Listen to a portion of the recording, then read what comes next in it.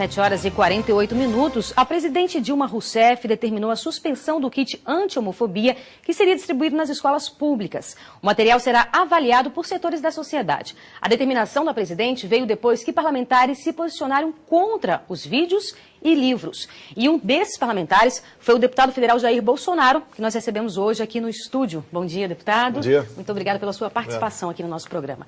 Como o senhor avalia essa suspensão aí da presidente Dilma com relação a esse kit que o senhor denomina como kit gay? Não é minha especialidade essa, né? Mas eu encaro com a missão. Sem querer, nós descobrimos no ano passado esse kit dentro do armário e nós retiramos esse kit e apresentamos para a sociedade. E foi um trabalho muito doloroso. Eu respondo atualmente milhares de processos por causa desta questão, porque houve muito embate, houve inclusive quase agressões, né? Mas tudo bem. Eu elogio a presidente Dilma nesse momento, eu espero elogiá-la mais ainda por essa decisão dela, que veio um pouco tarde, mas antes tarde do que nunca. Agora, outras questões estão em andamento ainda, não é apenas a gente voltar para o armário, né? Arquivar praticamente esse kit que trato ele de 3 filmetes, que eu encaro completamente inapropriado para a garotada do 1º grau e até, quem sabe, 2º grau, e mais cartazes e cartilhas. Então, a primeira parte, o MEC recolheu esse material. Agora, tem outro fator importantíssimo, porque ele está vindo de 3 frentes, também do Ministério da Saúde e também da Secretaria Nacional de Promoção da Igualdade LGBT. Aqui, por exemplo, que não foi tocado nesse assunto ainda pela presidente, né, diz aqui da distribuição de livros didáticos, né, com a temática diversidade sexual para o público infanto-juvenil. Nós não podemos tirar apenas os filmetes e deixar que as bibliotecas sejam mobiliadas com livros, inclusive com gravuras de 2 homens namorando, 2 mulheres namorando, etc., para a garotada do 1º grau frequentar a biblioteca ali da escola, né, como um local para ver cenas de pornografia. Agora, deputado, o senhor é muito enfático com relação aos seus posicionamentos, especificamente com relação a esse assunto. Inclusive, existem certos setores que falam, inclusive, que o senhor chega a ser homofóbico. Como é que o senhor avalia isso? Olha, se ser homofóbico é defender a família, os bons costumes e as crianças, eu sou homofóbico com muito prazer. E vou continuar nessa batida, porque eu quero é ver o inimigo morto ali no chão. Como um bom militar, né, que eu aprendi, só depois desse ato final que a gente pode descansar e dormir em paz. Né? O inimigo que o senhor denomina seria? São grupos de homossexuais, tá, que, de forma despudorada, né, avançam sobre as escolas. E eles pretendem dominar as escolas, tá certo? Você pode ver, esse material chamado de kit para combater a homofobia, como é que ele começou? Ele começou no início do ano passado. No final de novembro, nós descobrimos isso que estava acontecendo, uma grande confraternização de grupos homossexuais com alguns parlamentares, né, juntamente com o senhor André Lázaro, que é o secretário de alfabetização do MEC, lá na Comissão de Direitos Humanos. Você quer saber uma coisa? Eles fizeram uma pesquisa. Você sabe qual a questão mais importante que eles pesquisaram, a conclusão mais importante? Que existe nas escolas do 1º grau mais meninos gays que meninas lésbicas. E nós queremos saber, por exemplo, qual foi a metodologia utilizada. O que pergunta eles fizeram para a garotada. E a segunda pergunta mais importante, né, que eles ficaram indignados, é que a garotada não sabe o que quer dizer a sigla LGBT. Se fosse, então, olha só, muito garoto não sabe o que é DF, o que é RN, o que é MS, e a preocupação deles é por aí. Então, Agora, essa polêmica realmente é grande, inclusive o PSOL, né, partido da deputada Marinor Brito, entrou com uma representação contra um senhor no Conselho de Ética da Câmara dos Deputados. Como é que o senhor... O deputado Chico Alencar está muito revoltado comigo, porque eu também tirei do armário uma emenda dele, de comissão, na Comissão de Direitos Humanos, que ele destinou naquele momento, né, 11 milhões de reais para movimentos LGBT. Isso se enquadra para a passeata de orgulho gay e também para a confecção de cartilhas e filmetes. Então ele está muito chateado comigo. Quanto a Marinô, as imagens falam melhor do que palavras. Ela me agrediu no Senado, né? Eu sou uma pessoa que costumo reagir, graças a Deus não reagi naquele momento.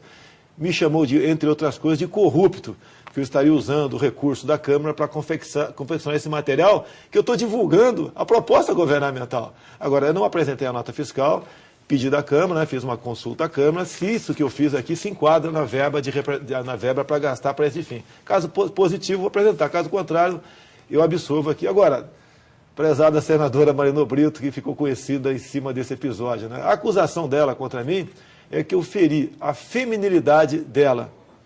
Pelo amor de Deus, né? Se aquela mulher representar a feminilidade da mulher brasileira, nós estamos perdidos.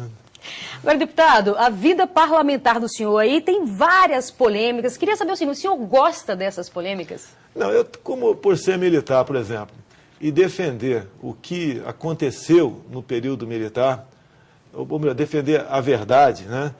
E não apenas um lado. A sua verdade. Não, tanto é que eu tenho um compromisso com a verdade, que sou contra a Comissão da Verdade. Por que eu sou contra a Comissão da Verdade? Esse é um nome muito bonito, mas a presidente vai indicar os 7 integrantes que vão reescrever a história do Brasil naquele momento, com total parcialidade. Eu não posso ser favorável a isso daí. Então a gente mostra o outro lado, cria fatos também, para mostrar que o militar não é isso tudo, né, que os caras pregam. Afinal de contas, vivíamos um período onde nas escolas era comum você receber a seguinte carga, né, que um país se constrói com homens e livros. Hoje em dia, se constrói com gays e com livros do MEC. Quem está certo, quem está errado? Mas, em compensação, naquela época não havia liberdade nenhuma, né? As pessoas não tinham liberdade. Eu até faço um apelo, né, a quem tem parentes com 60 anos de idade ou mais, e pergunte como seus pais, seus avós viviam naquele momento. Você tinha liberdade para ir e vir, você saía do país, voltava quando bem entendia, vivia-se um pleno emprego. E consulte mais, a Biblioteca da Câmara tem lá, né, nos arquivos ali, os jornais de janeiro, fevereiro e março, pré-64, onde o povo, a igreja, toda a mídia pedia que os militares assumissem o poder, porque caso contrário nós estaríamos no regime semelhante ao que tem em Cuba hoje em dia. Falamos um pouco sobre a polêmica da Preta Gil. Tá. No programa do CQC, né, a qual ela teria participado, perguntando para o senhor qual seria o seu posicionamento se tivesse um filho que namorasse uma negra. E aí o senhor respondeu que, enfim, não cria seus filhos com relação à promiscuidade. Mas aí o senhor alega que houve um mal-entendido, foi isso? Não, a questão é muito simples. Eu fui entrevistado no dia 13 de fevereiro e a matéria foi ao ar dia 28 de março, 43 dias depois. Eu respondi para um laptop, ninguém do CQC, o Preta Gil, me entrevistou. Foram 3 horas, basicamente, né, de debate sobre a questão de homossexualismo e cotas. E quando, nas últimas perguntas, eu vi a Preta Gil, eu já preparei a resposta para ela. Tanto é que a minha resposta não bate com a pergunta. Se você, no lugar de negra, botar gay, aí sim a minha resposta bate com aquela pergunta. Então, houve um mal-entendido da minha parte, né? E, com toda certeza houve isso daí. Tanto é que eu poderia estar preso hoje em dia, que esse crime de racismo não me dá, eu não estou escudado na imunidade parlamentar. Não foi por isso que o senhor voltou atrás, então, não? Não voltei atrás de nada, tá certo? Até porque a minha resposta, quando eu falo, não vou discutir promiscuidade, segundo o dicionário Aurélio, promiscuidade não tem nada a ver com racismo, e sim com aquela pessoa que se entrega ao sexo com facilidade, que é o caso daquela pessoa que fez a pergunta para mim. Uma boa educação até evita, né, que você tenha certos comportamentos diferenciados, né? Quando eu termino, não foram criados em ambientes como o teu, o da Preta Gil. O dela, inclusive, a vida familiar dela é completamente diferente de uma família normal, cristã, e que pensa construir o Brasil. Então, olha só, o senhor fala que respondeu, portanto, essa questão de um seu filho, né? O que o senhor faria se um filho seu namorasse com um homossexual? Se tivesse eu entendi a pergunta aqui. E aí o senhor... O próprio Marcelo Taz, no programa naquele dia, falou que o deputado não deve ter entendido a pergunta. O Rafinha, logo depois, no CQC 3.0, falou a mesma coisa. E o Gentili depois falou para mim também, no meu gabinete, quando eu gravei naquele segundo momento. Mas então, agora, buscar apenas vamos assim dizer, a popularidade, né? Uma bomba que até que para cima de mim era a véspera de 31 de março. E talvez quiser até que não discursasse dia 31 de março sobre o nosso glorioso período, né? E eu fiz o discurso assim mesmo, tá? Então tentaram de toda maneira me calar. Em nenhum momento eu fugi da imprensa. Estive aqui, foi uma semana onde nós tivemos aqui, lamentavelmente, a morte do vice-presidente, fui no velório dele, e acredito que umas 50 entrevistas eu dei naquela semana, explicando isso, mostrando o meu lado e não fugindo do foco do assunto principal, que é esse assunto. Então, voltando, portanto, a esse assunto, o senhor não acha que as pessoas que têm essa opção, né, homossexual, enfim, eles merecem, têm que ter um respaldo dos seus direitos, ou seja, não é uma opção individual e devem ser respeitados por isso? Olha só, eu volto ao meu assunto principal, tá certo? Até no programa inicial aqui, se falado que o pessoal prefere adotar uma criança já de 0 a 2 anos, não a 10. A 10 ela já está com certos costumes que muitas vezes você não consegue mais mudar. Eu entendo que a grande maioria dos homossexuais vem basicamente da convivência familiar ou da falta de convivência familiar, ele é levado para isso. Uma minoria, que eu entendo, é que já nasce dessa forma, né?